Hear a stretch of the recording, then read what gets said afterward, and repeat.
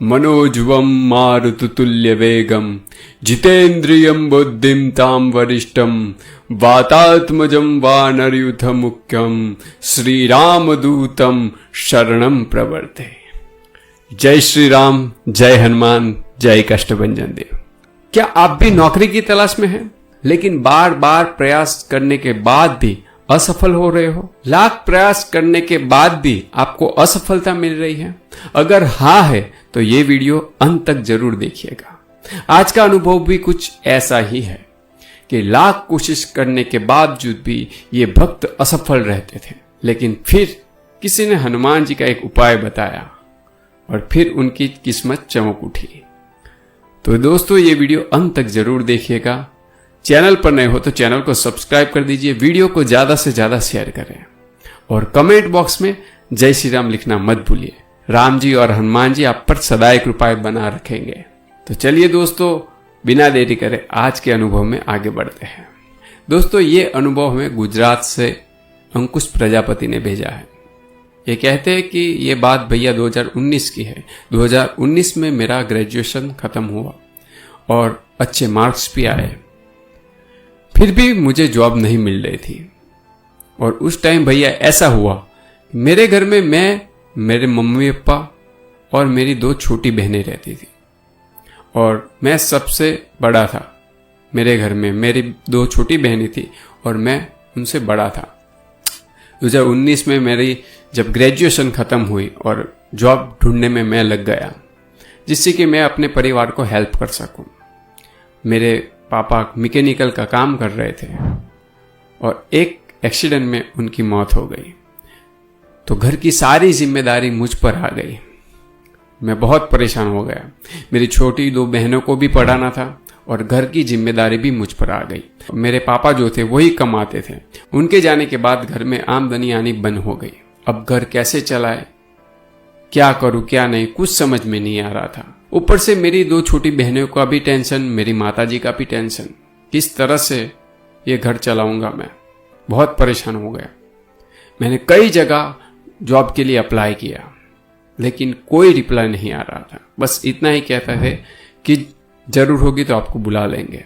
मैं उस वक्त बहुत परेशान हो गया। अब क्या करूं, कुछ समझ में नहीं आ रहा था। सब कुछ करके देख लिया मैंने उस वक्त, हर जगह अप्लाई किया, कॉल किया, लेकिन कोई रिप्लाई नहीं आ रहा था। और भैया कहते हैं जब बुरा टाइम आता है तो अपने ही साथ छोड़ देते हैं। मैंने कुछ अपने परिवारजनों से मदद मांगी कि उनके वहां जॉब लगवा लें।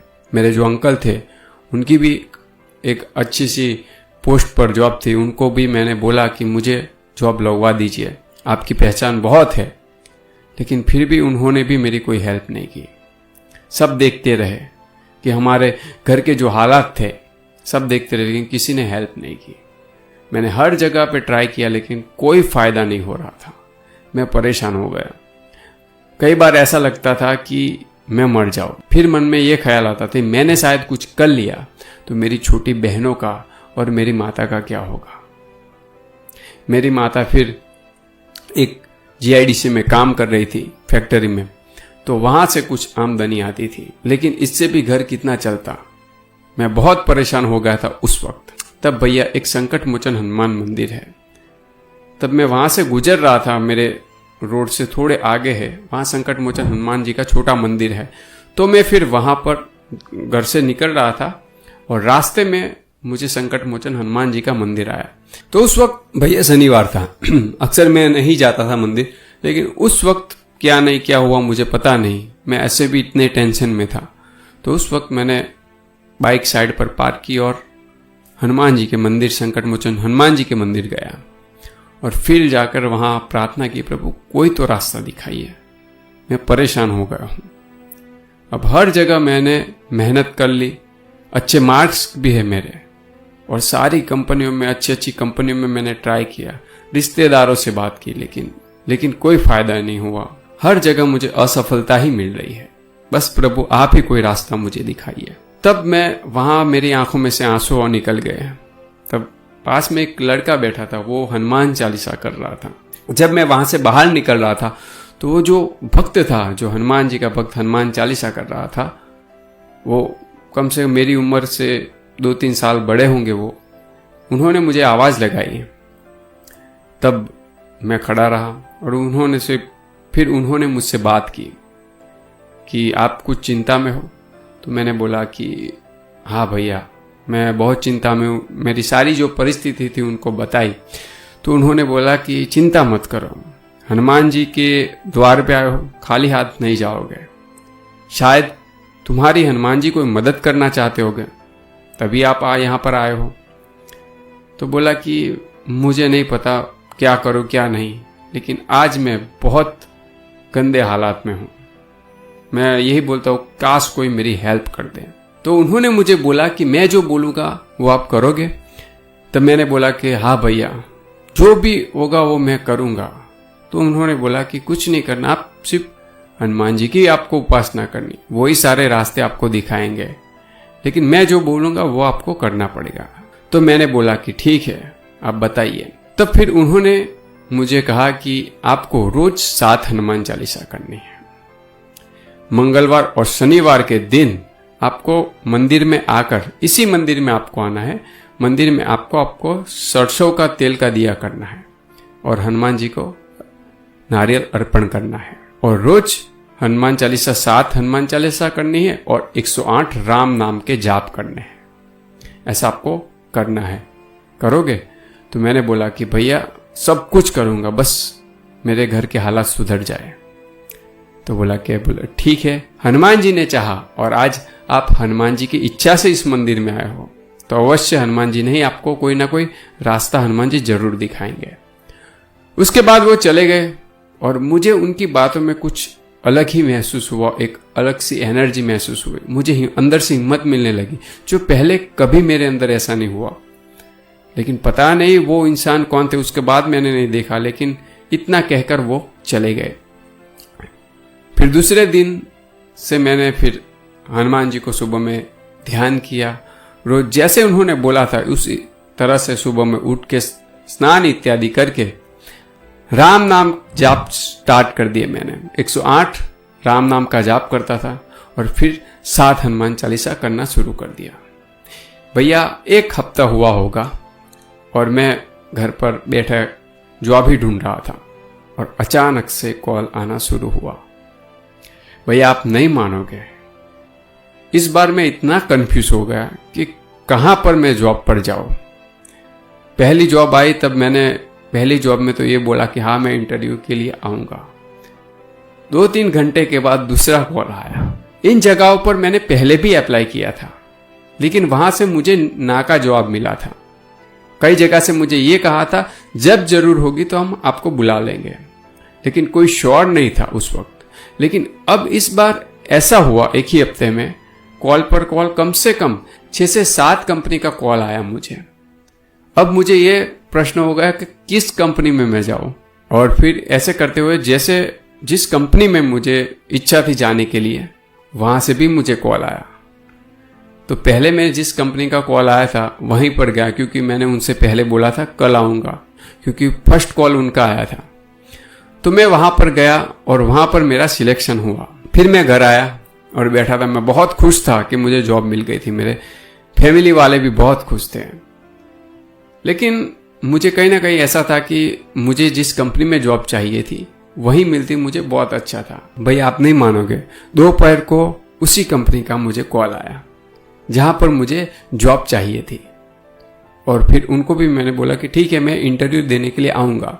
और फिर मैंने इस कंपनी में भी जब इंटरव्यू देने के लिए गया तो वहां पर भी मैं सिलेक्ट हो गया। और मैं इतना खुश था कि पूछो मत। इस कंपनी में जाने के लिए मैं सपना देख रहा था कि बस इस कंपनी में मुझे जॉब मिल जाए। भैया जॉब तो मुझे मिली ही, लेकिन अच्छी सैलरी भी वो लोग देने को तैयार हो गए। फिर हनुमान जी के मंदिर गया, प्रसाद चढ़ाया हनुमान जी को और हनुमान जी से कहा कि प्रभु ये सब आपकी कृपा से ही हुआ। कितने टाइम से मैं दर दर भटक रहा था नौकरी के लिए, लेकिन ये जो नौकरी आपने ही दिलाई है मुझे।